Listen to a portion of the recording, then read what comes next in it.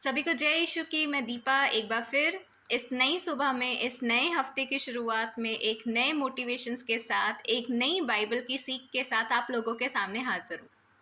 आइए हम बाइबल में से सीखते हैं कि आज परमेश्वर हमसे किस विषय में बात करना चाहते हैं।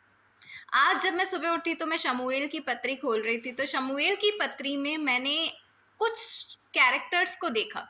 जब हम शमूएल की पत्री के पहले नंबर अध्याय में आते हैं तो हम देखते हैं कि यहाँ पे एक राजा एल्काना के बारे में बात की गई है और एल्काना की दो पत्नियां हन्ना और पनिन्ना के बारे में यहाँ पे वर्णन किया गया है।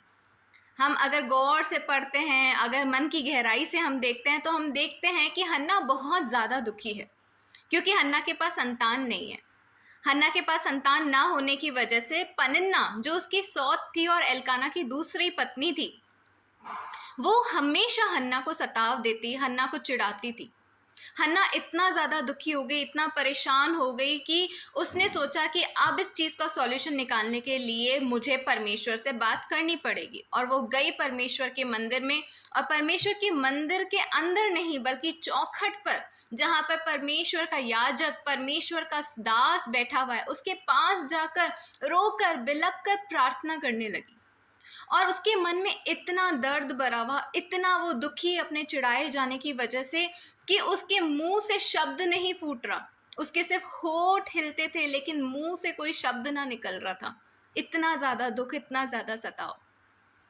और अगर हम इसी अध्याय को कंप्लीट करते हैं, फर्स्ट नंबर शमूएल के अध्याय को, तो हम देखते हैं कि परमेश्वर का याजक परमेश्वर की आत्मा से भरकर हन्ना को ब्लेसिंग्स देता है और कहता है कि तेरे मन की हर इच्छा परमेश्वर पूरी करेगा।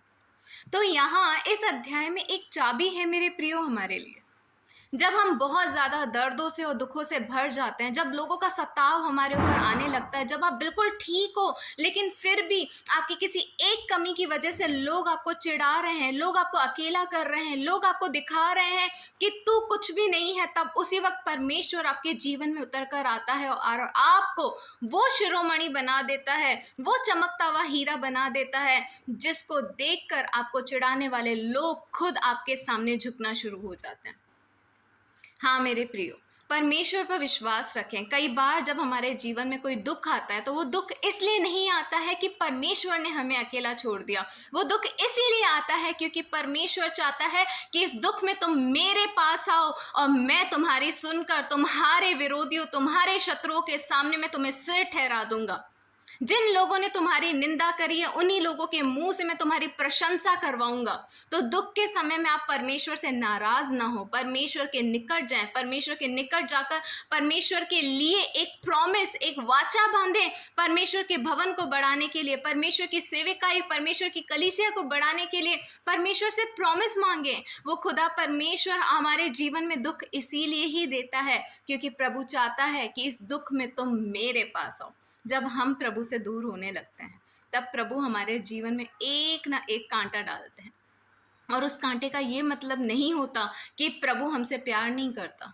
प्रभु दिखाना चाहता है कि मैं तुझसे बहुत प्यार करता हूँ। जितने तेरे विरोधियों, निंदा करने वालों ने तेरे ऊपर उंगली उठाई है, मैं वो सब देख रहा हूँ, लेकिन तू मेरे पास आ। सांसारिक तौर से तू एक साधारण मनुष्य है, लेकिन जब तू मेरे पास आता है तब ऐसा सामर्थ में तेरे ऊपर बढ़ता हूँ कि तेरे विरोधी और तेरे निंदा करने वालों का मुंह अपने आप बंद हो जाता है। तो मेरे प्रियो, अगर आज आप भी मनुष्यों के सताव की वजह से, मनुष्यों की निंदा की वजह से और मनुष्यों के टॉर्चर्स की वजह से अगर आप परेशान हैं, तो आज आप परमेश्वर के भवन में जाएं, परमेश्वर से अपना सामर्थ्य मांगे, परमेश्वर से कहें कि प्रभु ये संसार मुझे अकेला छोड़ सकता है लेकिन आप मुझे अकेला नहीं छोड़ सकते। और यकीन मानिए, जब खुदा बाप आपके जीवन में उतर कर आता है तब वो ऐसा सामर्थ्य देता है कि आपके विरोधियों के मुंह को परमेश्वर बंद करवा देता है। तो इसी उत्साह, इसी सामर्थ्य के साथ मैं दीपा अब इजाज़त चाहूँगी। एक बार फिर जल्दी एक नए मोटिवेशनल वीडियो, एक नई बाइबल की टीचिंग के साथ आपके सामने हाजिर होंगी। तब तक सभी को जय यीशु की।